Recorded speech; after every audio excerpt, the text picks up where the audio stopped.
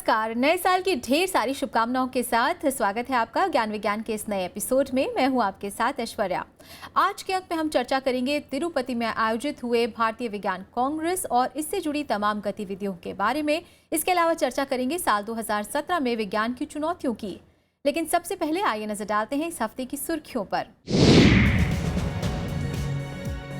तिरुपति में आयोजित हुई 104वीं भारतीय विज्ञान कांग्रेस, देश विदेश के वैज्ञानिकों ने लिया हिस्सा। फरवरी में इसरो की वर्ल्ड रिकॉर्ड बनाने की तैयारी, इसरो वैज्ञानिकों ने किया खुलासा। देर से शुरू हुआ इस बार नया साल, दुनिया भर की घड़ियों में जोड़ा गया leap second. Central building research institute के वैज्ञानिकों ने विकसित की आग बुझाने की अनोखी तकनीक। और खोज खबर में चर्चा करेंगे विज्ञान एवं प्रौद्योगिकी के क्षेत्र में साल 2017 की चुनौतियों पर। और अब खबरें विस्तार से। भारत में विज्ञान को बढ़ावा देने के लिए हर साल की तरह इस बार भी 104वीं भारतीय विज्ञान कांग्रेस का आयोजन किया गया। तिरुपति के वेंकटेश्वर विश्वविद्यालय में आयोजित भारतीय विज्ञान कांग्रेस का शुभारंभ प्रधानमंत्री नरेंद्र मोदी ने किया। इस मौके पर उन्होंने वैज्ञानिकों का प्रोत्साहन बढ़ाते हुए विभिन्न क्षेत्रों में फैली समस्याओं का हल खोजने का आह्वान किया। विज्ञान के इस सबसे बड़े आयोजन में हजारों की संख्या में वैज्ञानिकों और शोधकर्ताओं ने हिस्सा लिया।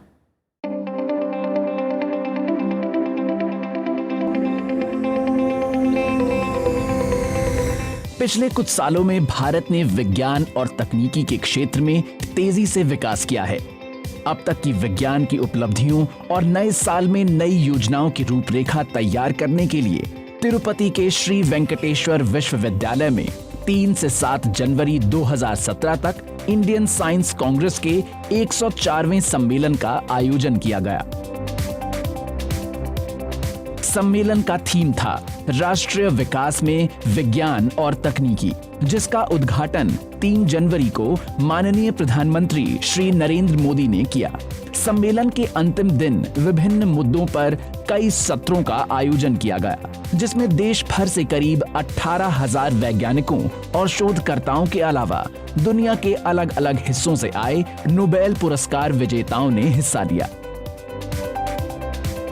I was impressed with the audience very active participation to the discussion session. In the basic science, Indian science community is really going to play an important role. सम्मेलन में खाद्य ऊर्जा और साइबर सुरक्षा से लेकर स्वास्थ्य, अंतरिक्ष, मौसम परिवर्तन और वैज्ञानिक अगुवाई जैसे विषयों पर विस्तृत चर्चा हुई। निश्चित रूप से इंडियन साइंस कांग्रेस का 104वां सम्मेलन एक ऐसा मंच था जिसमें विभिन्न क्षेत्रों की ज्ञान गंगा एक साथ प्रवाहित हो रही थी। भाषणों की श्रृंखला में नोबेल पुरस्कार विजेता और दूसरे नामी गिरामी वैज्ञानिकों ने अपने विचार रखे। देश में विकास की रफ्तार बढ़ाने के लिए विभिन्न शोधकर्ताओं ने भी अपने सुझाव सम्मेलन के मंच पर रखे। इस सम्मेलन की कुछ खासियत थीं। Children science Congress, women science Congress का 6ठा सत्र और 7वां साइंस कम्युनिकेटर्स मीट। इनके अतिरिक्त विज्ञान प्रदर्शनी में खासकर उत्तर पूर्वी भारत को ध्यान में रखते हुए वैज्ञानिक प्रोजेक्ट और विशिष्ट उपकरणों के बारे में जानकारी दी गई। जिस तरह से एक इंटरेक्शन होता है कि जैसे बच्चों को नोबेल लॉरेट्स को सुनने का मौका मिलता है या जो हमारे वैज्ञानिक संस्थान कर रहे हैं उनके काम को देखने का मौका मिलता है। जैसा कि हम देख रहे हैं यहाँ पे बड़ी संख्या में बच्चे आ रहे हैं, तो उन पर निश्चित रूप से किसी न किसी तौर पे प्रभाव उन पर पड़ेगा। ज़रूरी नहीं कि वो हर चीज़ यहाँ पे जो हो रही है वो समझ पाएँ, लेकिन एक जो एक्सपोजर है या जो रिसर्च साइंटिस्ट हमारे यूनिवर्सिटीज़ में काम करें उनके लिए कोई ऐसा फोरम नहीं है जहाँ पर वो बड़े वैज्ञानिकों के साथ रूबरू हो सके। तो विज्ञान कांग्रेस का इस मायने में एक बहुत बड़ी भूमिका रही है और इस बार भी हमें वही देखने को मिला। साइंस कांग्रेस में आके आपको ऐसा ही लगता है जैसे कुंभ मेला है, तो आप बोल सकते हैं ये विज्ञान का कुंभ है। यहाँ अलग अलग विषय पे इतनी सारी प्रेजेंटेशंस हो रहे हैं, लोग अपने नए नए शोध जो है उसके प्रस्तुतिकरण कर रहे हैं। बच्चों के लिए विशेष कांग्रेस है और महिलाओं के लिए विशेष कांग्रेस है, और आम जनता के लिए जो विज्ञान के क्षेत्र में नई नई उपलब्धियां हैं उसके लिए पूरा इतना बड़ा प्रदर्शनी लगा है, और ये अपने आप में बहुत बड़ा आकर्षण है। देश में विज्ञान के सबसे बड़े सम्मेलन इंडियन साइंस कांग्रेस का आयोजन हर साल विज्ञान और तकनीकी मंत्रालय के तत्वावधान में इंडियन साइंस कांग्रेस एसोसिएशन करता है। आयोजन की शुरुआत 1914 में हुई थी, जिसका मकसद भारत में विज्ञान का प्रचार प्रसार आगे बढ़ाना है।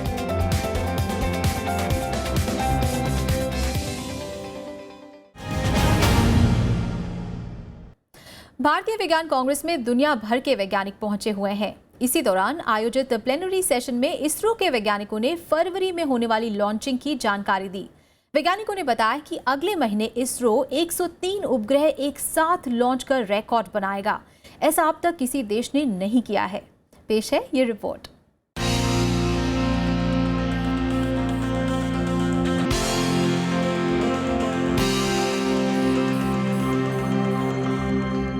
पिछले साल कई ऊंचाइयां हासिल करने के बाद इसरो नए साल में नई उपलब्धियां प्राप्त करने की ओर अग्रसर है। इसरो ने एक साथ 103 उपग्रहों को अंतरिक्ष में भेजने का ऐलान किया है, जिसके साथ भारत को अंतरिक्ष बाजार में आकर्षक वाणिज्यिक फायदे मिलेंगे। हाल में मिली जानकारियों के मुताबिक इसरो फरवरी के पहले हफ्ते में एक साथ 103 उपग्रहों को अंतरिक्ष में भेजेगा। इनमें 100 माइक्रो उपग्रह अमेरिका और जर्मनी समेत दूसरे विदेशी देशों के हैं, जबकि 3 भारतीय उपग्रह INS-1A और 1B तथा कार्टोसैट 2 श्रृंखला के उपग्रह हैं। इसरो की इस महत्वाकांक्षी योजना को श्रीहरिकोटा के सतीश धवन स्पेस सेंटर से PSLV C-37 रॉकेट के जरिए अंजाम दिया जाएगा। इस योजना का ऐलान इसरो के लिक्विड प्रोपल्शन सिस्टम सेंटर के निदेशक S सोमनाथ ने इंडियन साइंस कांग्रेस के 104वें सम्मेलन में किया। इसके साथ ही भारत अंतरिक्ष के इतिहास में विश्व रिकॉर्ड बनाने को तैयार है, क्योंकि अब तक इतनी बड़ी संख्या में किसी देश ने अंतरिक्ष में उपग्रह छोड़ने की पहल तक नहीं की है। अब तक एक बार में सबसे अधिक 37 उपग्रह अंतरिक्ष में भेजने का रिकॉर्ड रूस के नाम रहा है, जो उसने 2014 में बनाया था। इसके बाद अमेरिकी स्पेस एजेंसी नासा का नंबर आता है, जिसने एक बार में 29 उपग्रह अंतरिक्ष में छोड़े थे। खबरों के मुताबिक इस योजना को अंजाम तक पहुंचाने के बाद मार्च में ISRO south Asian satellite project का उपग्रह अंतरिक्ष में भेजेगा, जिसे पहले सार्क सैटेलाइट के नाम से जाना जाता था।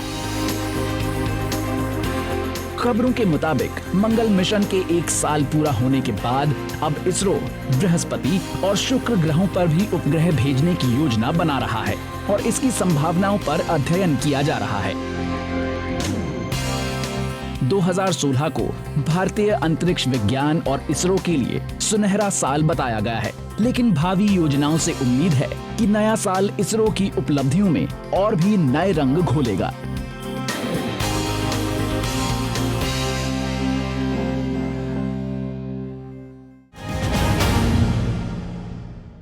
क्या आपको पता है कि इस बार नए साल की शुरुआत 1 सेकंड देर से हुई है? जी हाँ, इसे लीप सेकंड कहते हैं, जिसे दुनिया भर की घड़ियों में हाल ही में जोड़ा गया है। दुनिया भर में जहां से ये लीप सेकंड साल के अंत में जोड़ा गया, तो वहीं भारत में 1 जनवरी को CSIR की नेशनल फिजिकल लेबोरेटरी द्वारा भारतीय समय में लीप सेकंड जोड़ा गया। तो क्या है ये लीप सेकंड और इसका पृथ्वी से क्या संबंध है? आइए देखते हैं इस रिपोर्ट में।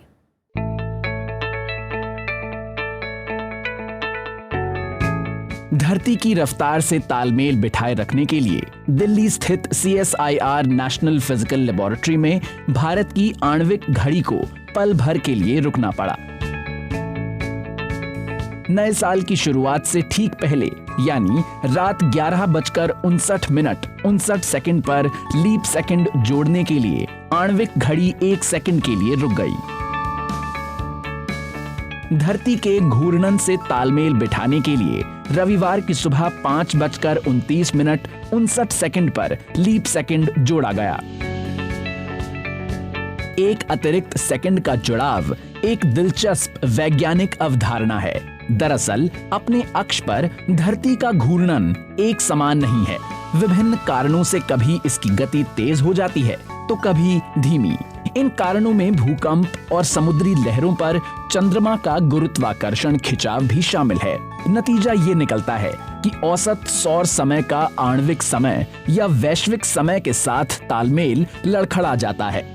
लिहाजा जब औसत सौर समय और वैश्विक समय के बीच फर्क 0.9 सेकंड तक पहुंच जाता है तो आणविक घड़ियों के जरिए वैश्विक समय में लीप सेकंड के नाम से एक अतिरिक्त सेकंड जोड़ दिया जाता है। सटीक वक्त बताने के लिए लीप सेकंड पूरी दुनिया की घड़ियों में जोड़ा जाता है। दुनिया भर के कंप्यूटरों में लीप सेकंड 1972 से जोड़े जा रहे हैं और इस बार 27वीं बार लीप सेकंड जोड़ा गया है। एक अतिरिक्त सेकंड के जुड़ने से हमारी रोजमर्रा की जिंदगी पर तो फर्क नहीं पड़ता, लेकिन उपग्रह संचालन, अंतरिक्ष विज्ञान और संचार जैसे क्षेत्रों के लिए ये काफी महत्वपूर्ण है, जहां हर कार्रवाई में बिल्कुल सटीक वक्त की जरूरत पड़ती है।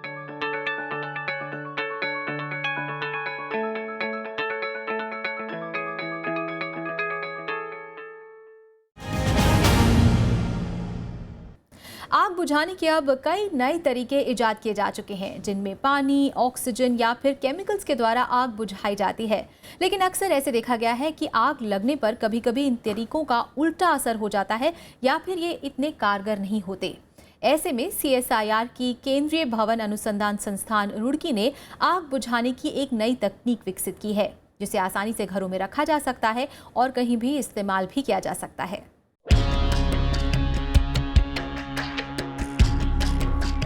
इन दिनों फायर अलार्म बजना बेहद सामान्य घटना हो चली है और अचानक आग लगने की दुर्घटनाओं से मौत और घायल होने की बढ़ती घटनाएं भी चिंता का विषय बनती जा रही हैं। आग पर काबू पाने के लिए कई तकनीकियों का इस्तेमाल किया जाता है, मसलन पानी, कार्बन डाइऑक्साइड, सूखे और गीले रसायन इत्यादि। इनमें से अधिकतर को उच्च दबाव में रखा जाता है और जब इन्हें आग पर छिड़का जाता है तो या तो ऑक्सीजन को या आग भड़काने वाले पदार्थों को दूर करती है या फिर आग पर काबू पाने के लिए रासायनिक प्रतिक्रिया का इस्तेमाल होता है।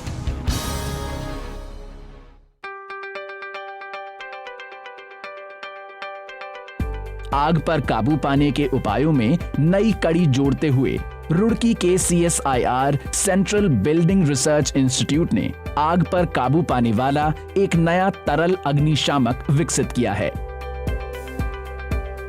ये अग्निशामक छिड़काव बोतलों में भरा रहता है, जो घर या दफ्तरों में इस्तेमाल के माकूल है। It is very effective and highly efficient for tackling class A fires such as paper, wood, cloth, etc. etc. and the class B fires such as petrol, diesel, kerosene, etc. And similarly, it also works on the electrical fires for extinguishing the electrical fires, and the person will not receive any electrical shock up to 11 kV electrical voltage. तरल अग्निशामक विकसित करने वाले शोधकर्ताओं के मुताबिक ये oxygen को आग से दूर करता है और चेन रिएक्शन के जरिए आग पकड़ी हुई जगह का तापमान कम कर देता है। प्रयोग के दौरान इस अग्निशामक ने 100 सेंटीमीटर क्षेत्र में लगी आग पर 8 से 10 सेकंड के भीतर काबू पा लिया। ये अग्निशामक क्लास A दर्जे के अलावा क्लास B दर्जे की आग पर भी असरदार तरीके से काबू पा सकता है। सबसे दिलचस्प बात है इस अग्निशामक की कीमत। आधे लीटर अग्निशामक की बोतल महज 100 रुपए में और 1 लीटर अग्निशामक मात्र 200 रुपए में उपलब्ध है। स्पष्ट है कि जल्द ही ये रसोई घरों का अभिन्न हिस्सा बनेगा।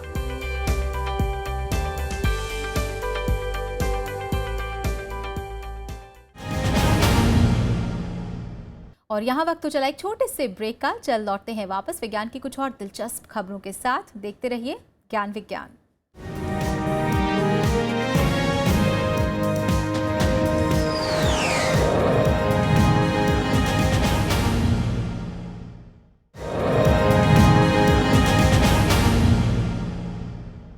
ब्रेक के बाद आपका फिर से स्वागत है। आप देख रहे हैं ज्ञान विज्ञान और देश और दुनिया में विज्ञान की कुछ और दिलचस्प खबरों को जानने के लिए आइए देखते हैं साइंस एक्सप्रेस।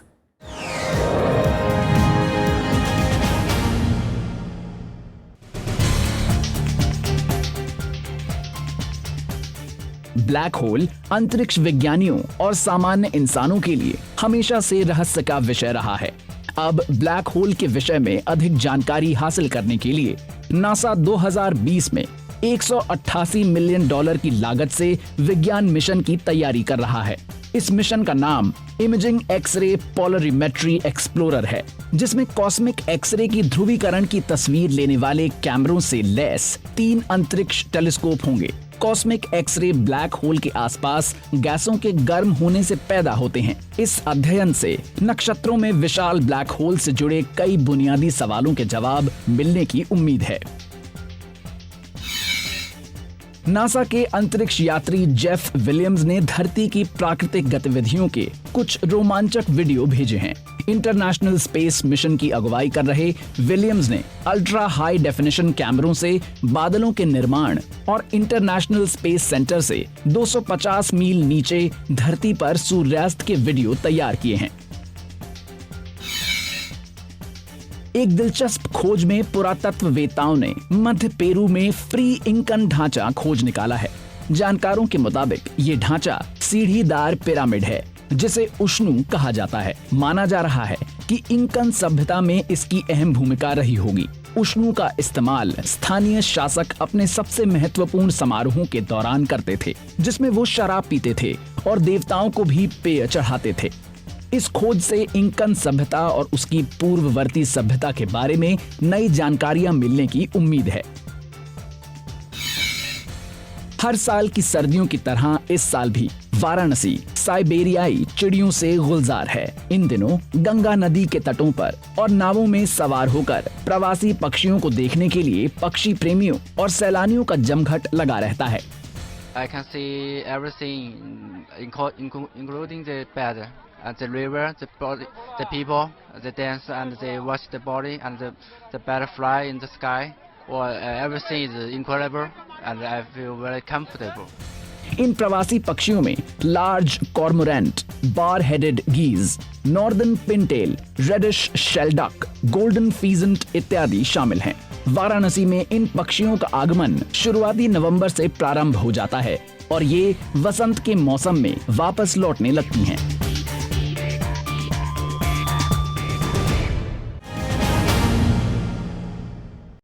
पिछली कड़ी में हमने चर्चा की थी भारत द्वारा साल 2016 में विज्ञान और तकनीकी के क्षेत्र में मिली उपलब्धियों की।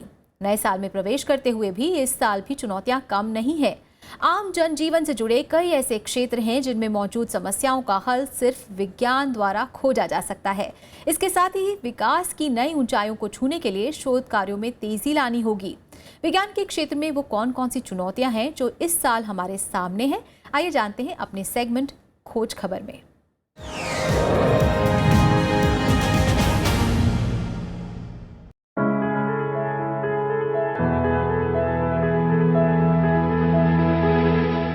ऐसा लगता है मानो कल ही की बात हो जब हमने 2016 में विज्ञान की चुनौतियों की बात की थी। देखते देखते साल खत्म हो गया। काफी हद तक इस बात पर संतोष जताया जा सकता है कि पिछले साल सभी नहीं तो कई चुनौतियों का सफलतापूर्वक सामना किया गया। दुनिया भर के जानकारों ने कई सामाजिक आर्थिक चुनौतियों और तकनीकी मामलों की पहचान की है जो 2017 में नई योजनाओं और उन पर अमल होने का इंतजार कर रही हैं। फिर भी पीछे मुड़कर देखना जरूरी है कि 2016 में ऐसी कौन सी चुनौतियां थीं जो पूरी नहीं हो पाईं और 2017 में कार्रवाई का इंतजार कर रही हैं। The India of our dreams is an India which will become first a developed country and then it will become a knowledge economy.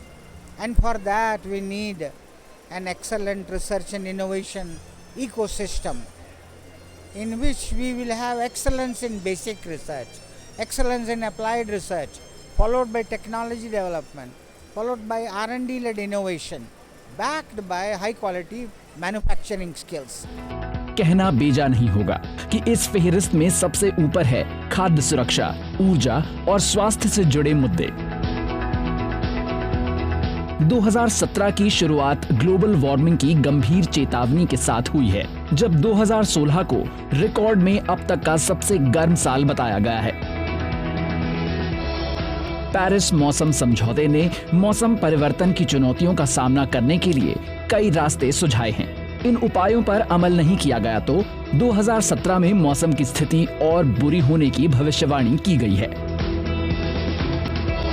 मौसम समझौते में शामिल करीब 80% देशों ने मौसम में बदलाव को रोकने के लिए कृषिगत उपायों पर जोर देने और ग्रीन हाउस उत्पन्न करने वाली गैसों का उत्सर्जन कम करने पर सहमत जताई है। लेकिन ये देखना जरूरी है कि इन लक्ष्यों को कैसे प्राप्त किया जा सकता है। ये सच्चाई भारत पर भी लागू होती है, जहां पिछले साल राष्ट्रीय राजधानी दिल्ली समेत देश के कई शहरों में सर्वाधिक प्रदूषण स्तर रिकॉर्ड किया गया, जहां जानलेवा स्मॉग की मात्रा लगातार बढ़ रही है। प्रदूषण पर काबू पाने के लिए भारत के सामने सबसे बड़ी चुनौती है जहरीली गैसों के उत्सर्जन पर रोक और लगातार बढ़ते ट्रैफिक पर काबू पाने के उपाय लागू करना। स्वास्थ्य के क्षेत्र में कम लागत वाली और आसानी से उपलब्ध स्वास्थ्य सुविधाओं की चुनौती अब भी मुंह बाएं खड़ी है। भारत जैसे विकासशील देश को संक्रामक बीमारियां फैलने से रोकने के अलावा बच्चों में कुपोषण, प्रजनन से जुड़ी स्वास्थ्य समस्या पर काबू पाना शामिल है। जानकारों का कहना है कि 2016 कई व्यवहारिक तकनीकियों को अपनाने का साल रहा, जिनके 2017 में भी जारी रहने की उम्मीद है। इनके अलावा 2017 में दवाएं पहुंचाने के लिए ड्रोन का इस्तेमाल, मोबाइल स्वास्थ्य तकनीकियां, टेलीकॉन्फ्रेंसिंग और माइक्रो रोबोट्स के इस्तेमाल में बढ़ोतरी की उम्मीद की जा सकती है। पार्किंसंस, अल्जाइमर और कैंसर जैसी जानलेवा बीमारियों के इलाज में कृत्रिम स्टेम सेल तकनीकी का इस्तेमाल विकसित करने की भी उम्मीद है। बढ़ती वैश्विक आबादी और ऊर्जा की बढ़ती मांग की चुनौतियों का सामना करने के लिए दुनिया ऊर्जा के नवीकृत और वैकल्पिक स्रोतों के इस्तेमाल की ओर बढ़ रही है। तेजी से घटते ईंधन के प्राकृतिक स्रोतों को देखते हुए सौर और वायु ऊर्जा जैसी तकनीकियों और वैकल्पिक स्रोतों को विकसित करना वक्त की जरूरत है। दूसरी ओर भारत की आबादी सभी विकसित देशों की सम्मिलित आबादी से भी अधिक होने की दिशा में अग्रसर है। ऐसे में देश को ऊर्जा की दिन दूनी रात चौगनी बढ़ती मांगों को पूरा करने के लिए परमाणु ऊर्जा क्षमता तेजी से विकसित करने की आवश्यकता है। तेजी से बढ़ी आबादी के लिए खाद्य सुरक्षा और साफ पेयजल उपलब्ध कराना भी गंभीर चुनौतियों में शामिल है। सवाल है कि क्या कृत्रिम और प्रयोगशालाओं में उत्पादित खाद्य सामग्रियां खाद्य चुनौतियों को पूरा कर सकेंगी? इस सवाल के सकारात्मक जवाब पर नजर रखने की आवश्यकता है। तेजी से हो रहे डिजिटाइजेशन की वजह से दुनिया और छोटी होगी, लेकिन इसी के साथ जुड़ी है साइबर सुरक्षा, जो 2016 में गंभीर चुनौती बनी रही। पिछले साल वायरस की वजह से भारी संख्या में डेटा नुकसान हुआ। इसे लेकर वैज्ञानिकों की भविष्यवाणी गंभीर है। आने वाले दिनों में वायरस की वजह से होने वाले नुकसान का खतरा और बढ़ने की आशंका है। इसी स्थिति का दूसरा पहलू ये भी है कि तकनीकी और ई सेवाओं पर इंसानों की निर्भरता बढ़ती जा रही है, जो कहीं ना कहीं नुकसानदेह है। पर्यावरण, स्वास्थ्य और ऊर्जा के अलावा और भी कई नई वैज्ञानिक खोज 2017 में प्रमुखता पाने को तैयार हैं। उम्मीद है कि साल 2017 में ऐसी तमाम सवालों के प्रायोगिक जवाब मिलेंगे।